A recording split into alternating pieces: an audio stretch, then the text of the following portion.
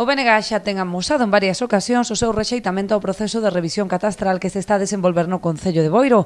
Ademais da suba do IBI derivada da propia actualización do catastro, denuncian o cobro dunha taxa de 60 euros aos propietarios, que cualifican de sanción encuberta. Proceso no que, en xeral, vemos que se aplica unha taxa única de 60 euros a todo o mundo, donde o cidadán, o contribuinte, está pagando do seu propio bolsillo unha revisión que lle corresponde á administración. Entendemos que é unha sanción encuberta.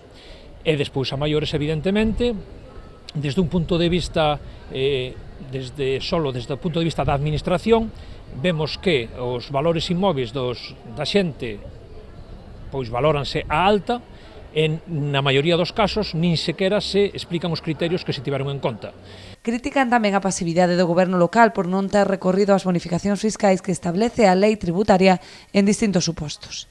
Que o PP de Boiro non actuou con transparencia, nin actuou ao ben, mirando polo ben dos veciños, a aplicación desta subida catastral, desta revisión do catastro, mellor dito.